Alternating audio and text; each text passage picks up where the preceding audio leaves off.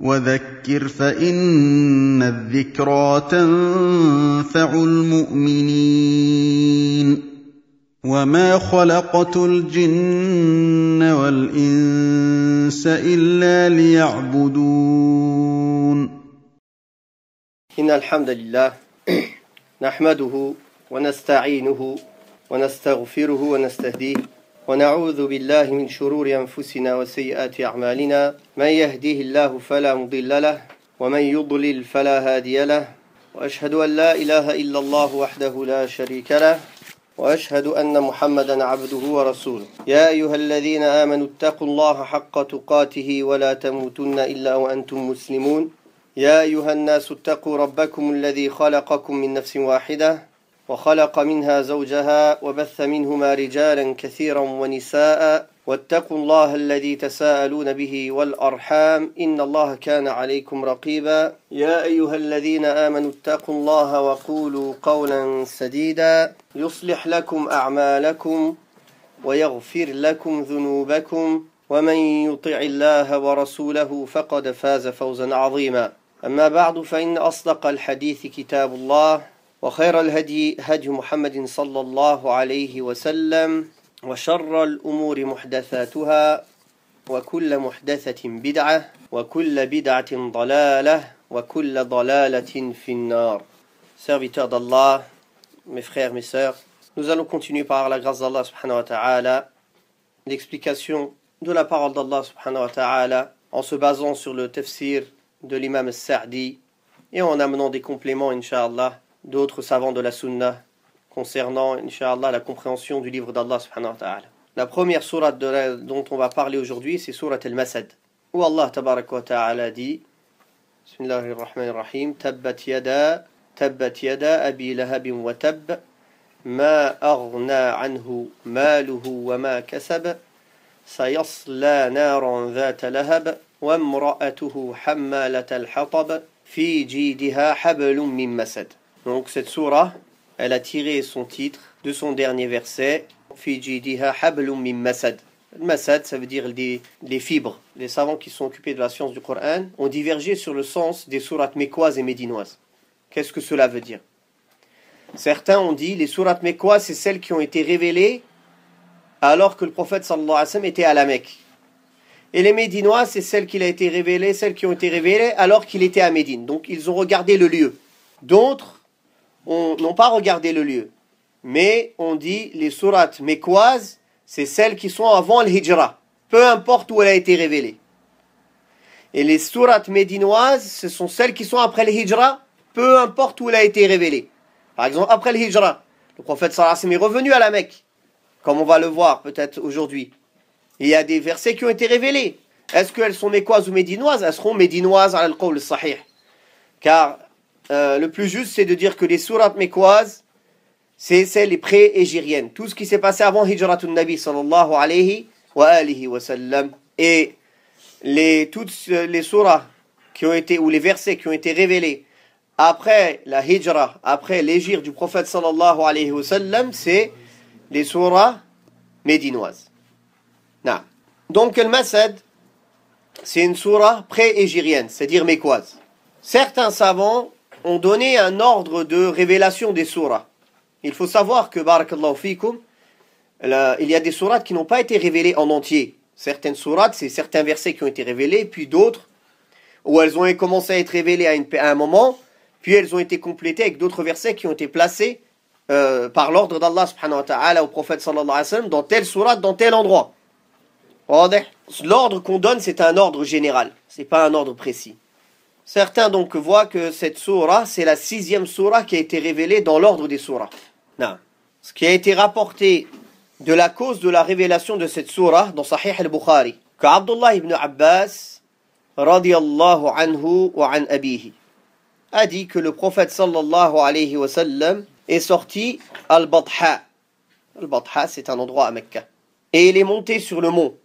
Et il a appelé Ya Sabaha. C'était la manière dont les Arabes appelaient pour dire qu'il y avait une nouvelle importante. Fajtama'a ilayhi Quraysh. Tous les Quraysh se sont réunis autour de lui. Alors il a dit sallallahu alayhi wa sallam si je vous disais qu'il y a un ennemi qui vous attaque dans la matinée ou dans la soirée, allez-vous me croire? Ils ont dit oui. Le messager d'Allah sallallahu alayhi wa sallam de répondre, alors je suis pour vous un avertisseur avant un châtiment très dur. Abu Lahab a dit, est-ce que tu nous as réunis que pour ça? Tabban laka, que tu périsses. Alors Allah Ta'ala a révélé, Tabbat yada Abi Lahabin wa tab, que périssent les deux mains d'Abu Lahab et que lui-même périsse. Non. Cette sourate, c'est un miracle du Coran, car il est venu annoncer sur une affaire future. Quand cette sourate a été révélée, Abu Lahab n'était pas mort. Et cette sourate a révélé qu'il mourrait mécréant et qu'il serait en enfer. Rien que pour mettre les gens dans le doute, Abu Lahab aurait pu faire exprès de rentrer en islam pour aller à l'encontre de cette sourate. Mais il est mort mécréant. Donc, cette sourate, premièrement, elle est venue indiquer une chose qui va se passer dans le futur et effectivement, ce s'est passé comme Allah a dit. Ça ne pouvait pas se passer autrement. Abu Lahab, c'était un des pires ennemis du prophète Muhammad sallallahu alayhi wa sallam et pourtant c'était son oncle. Alors, il n'avait ni accepté la religion, ni il n'a préservé les liens de parenté qu'il avait avec le prophète Muhammad sallallahu alayhi wa sallam. Qabbahahullah. Donc Allah tabaraka wa ta'ala l'a blâmé avec ce blâme et cette humiliation énorme qui est cette sourate. Et subhanallah, une sourate qui donne la biographie d'Abu Lahab, à chaque fois que tu la récites, tu as des hasanat. Allah Ta'ala a voulu que le cas d'Abu Lahab soit un exemple pour tout le monde jusqu'à la fin des temps. Même si tu es l'oncle du prophète sallallahu alayhi wa sallam, même si tu es de sa famille, mais si tu n'as pas cru dans son message et tu n'as pas suivi ses pas, tu mérites l'enfer. Et ça, c'est une réponse aux Rafidah, qui se nomment les Shi'a, qui exagèrent sur la famille du prophète sallallahu alayhi wa sallam, plus que ce qu'Allah nous a demandé de les aimer. Nous, on les aime et on les respecte. Et on aime et on respecte les croyants de la famille du prophète Muhammad sallallahu alayhi wa sallam. Mais eux, ils les adorent en dehors d'Allah. Ils leur donnent des spécificités et des caractéristiques qui sont propres à Allah subhanahu wa ta'ala. Ils les ont même fait mieux que les messagers et que les anges rapprochés. La famille du prophète sallallahu alayhi wa sallam, ses oncles, ont été en trois catégories. Ceux qui ont lié les liens de parenté, qui l'ont aidé, qui l'ont protégé et qui ont cru en lui. Ceux qui ont protégé les liens de parenté, qui l'ont aidé, qui l'ont défendu, mais qui n'ont pas cru en lui. Et ceux qui l'ont combattu, ils l'ont détesté, ils n'ont pas tenu les liens de parenté et qui n'ont pas cru en lui. L'exemple des premiers, c'est Hamza et Al-Abbas, le père de Abdullah. Al-Abbas. Hamza, dont le prophète sallallahu alayhi wa sallam a dit que c'était le chef des martyrs, le meilleur des martyrs. Hamza ibn Abi Talib, Asadullah wa Asadu Rasoulih, radiyallahu anhu. Et l'Abbas, radiyallahu anhu. La deuxième catégorie, c'est Abu Talib. Abu Talib aimait le prophète sallallahu alayhi wa sallam pour sa personne, pour les liens de parenté qui le liaient à lui. Mais il ne l'aimait pas pour le message avec lequel il était venu. Et il n'a pas cru dans le message avec lequel il est venu. Donc il l'a protégé, il l'a défendu pour sa personne. Ça lui a été bénéfique, mais pas assez bénéfique. Quel bénéfice? C'est qu'il aura un allègement du châtiment en enfer. C'est ça le bénéfice. C'est une shafa'a, ça aussi c'est une intercession spécifique au prophète sallallahu alayhi wa sallam qui a demandé à Allah le maximum qu'il pouvait faire pour Abu Talib. Car il ne pouvait pas lui demander de l'entrer au paradis car c'est un mécréant. Donc il a demandé à Allah de lui alléger son châtiment en enfer. Et comme il est venu dans le hadith sahih, il va avoir 2 braises sous ses pieds qui sont tellement brûlantes que son cerveau va bouillir et il croit qu'il est en train de subir le pire des châtiments de l'enfer. Jusqu'au dernier moment, le prophète sallallahu alayhi wa sallam a fait l'effort pour qu'il croie, qu'il accepte l'islam, jusqu'à son lit de mort. Mais Julasa Sou, les mauvais compagnons, ils ont été la cause de l'affermir dans l'égarement et de rester sur la religion de ses parents. D'où, subhanallah, le malheur et la gravité de s'asseoir avec les gens de l'égarement, les mécréants et les gens de la bid'a. Car Julasa Sou, la mauvaise compagnie, c'est une cause de te diriger vers le mal. Comme le prophète sallallahu alayhi wa sallam a donné l'exemple, le bon compagnon et le mauvais compagnon. Le bon compagnon, c'est comme un vendeur de parfums. Ou bien il va t'en donner, ou bien tu vas en acheter, au minimum tu vas sentir la bonne odeur. Alors que le mauvais compagnon, c'est comme un forgeron. Ou bien il va te brûler, ou bien au minimum tu vas sentir la mauvaise odeur. Tu ne sors avec aucun bénéfice d'un mauvais compagnon. On voit aujourd'hui des gens qui se prétendent de la sunna, qui ont pris pour alliés ou pour amis des mécréants ou des innovateurs. Comment il va être, lui, préservé d'être touché par leur mal? Alors qu'Allah tabaraka wa ta'ala a demandé de s'éloigner de ces gens-là et de ne pas s'asseoir dans leurs assises. Le seul moment où on doit les fréquenter, c'est pour les appeler au khair, pour leur faire la da'wah, pour leur enseigner le bien, si on espère en eux qu'ils écoutent. Mais si on voit qu'ils sont butés dans leur position et qu'ils ne veulent plus écouter, et qu'on leur a transmis, et qu'on leur a éclairci, et qu'on leur a détaillé, alors on se désavoue d'eux, et on s'éloigne d'eux. Mais le hajr, par contre, c'est autre chose. Le hajr, c'est hasab al-maslaha. Est-ce qu'on les exile, est-ce qu'on les met de côté ou non? Ça, c'est selon la force qu'on a. Si les ahl sunnah sont en force, et que le hajr, il a un effet positif sur le fait que la personne ne se sent isolée, ça va être une cause qu'elle revienne, alors on le fait.